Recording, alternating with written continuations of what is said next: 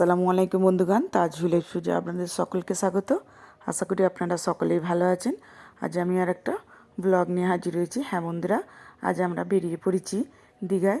তো অনেক দিন ধরেই প্ল্যানটা হচ্ছিল দীঘায় যাব।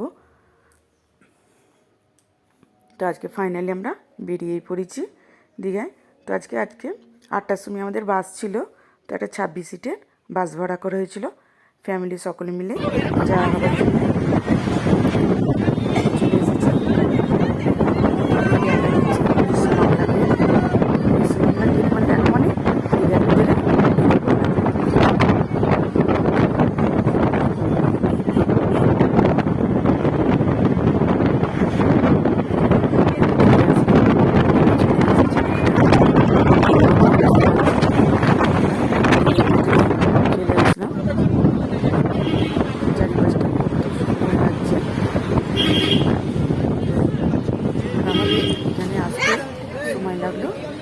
যেহেতু আমরা 8টার সময় বেরিয়েছি, তো এখন 1টা বাজে।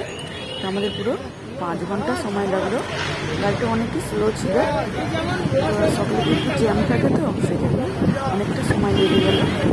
তাহলে এতটা সময় লাগে না। আর এদিকটা করে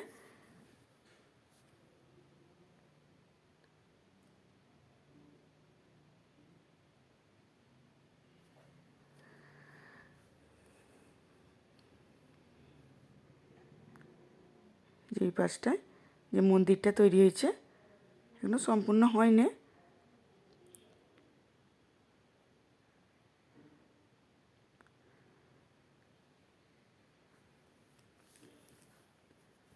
এই যে আমরা চলে এসেছি, এবার সমুদ্রের ধারে চলে যাচ্ছি।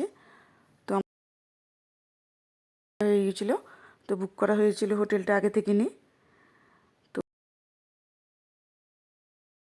সমুদ্রটা একদমই কাছাকাছি আছে, তো একটু রেস্ট নিয়েই বেরিয়ে পড়েছি। আর দীঘা আসা মানে সমুদ্রের ধারে না আসলে মনটা যেন উৎফুত করে, তাই না? যে কখন যাব সমুদ্রের কাছে। সমুদ্রটাকে দেখেই যেন মন শান্ত হয়ে যায়, নামা তো দূরের কথা। আর সব থেকে প্রথম দিকে আসলে মনে হয় যে কোন দিকটা দেখবো আর কোন দিকটা দেখবো না। এত বড় সমুদ্র কিভাবে একভাবে দেখবো, একসাথে দেখবো। প্রথম তো এটাই হয়েছিল। কার কী হয়েছে জানি না, আমার যেটা হয়েছিল প্রথম যখন দীঘা আসা হয়েছিল, যে এত বড় সমুদ্রটাকে কিভাবে দেখবো। এই দেখুন, আর জোয়ারটাও প্রচুর আছে আজকে।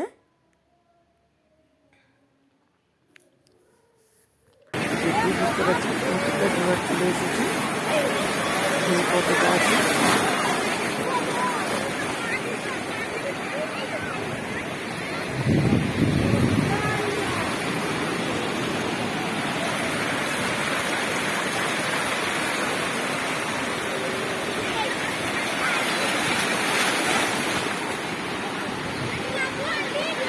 যতবারই দিকে আসো, প্রথম আসলে মনে হয় যেন অনেকদিন পর আসা হচ্ছে।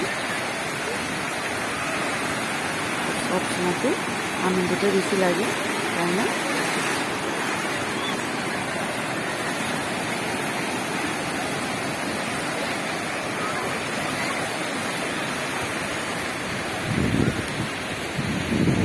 যেহেতু আজকে শুক্রবার, খুব একটা ভিড় নেই, একদম ফাঁকা ফাঁকা আছে। ভিড় আছে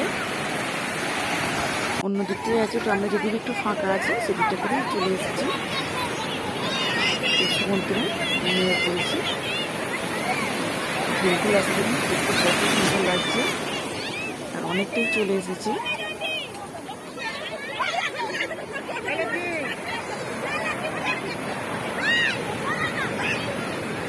কতটা কত বড় বড় ঢেউ আসছে, অনেকটাই আছে।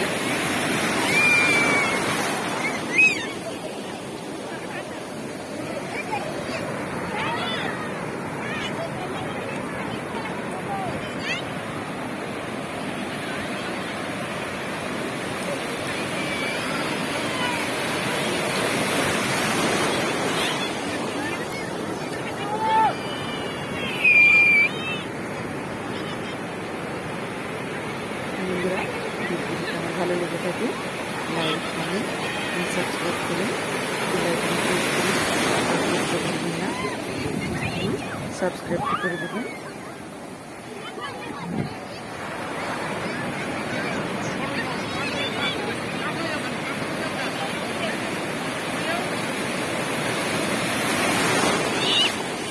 কত সুন্দর লাগছে।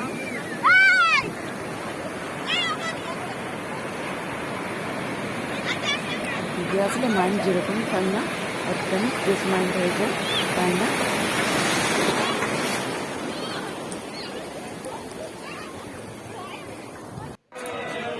আমরা চলে এসেছি ওল্ড দীঘায়। সুন্দর লাগছে,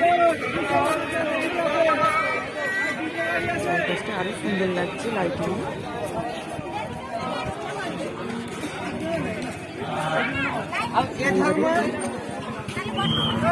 নিয়ে আসা হয়েছে দীঘায়।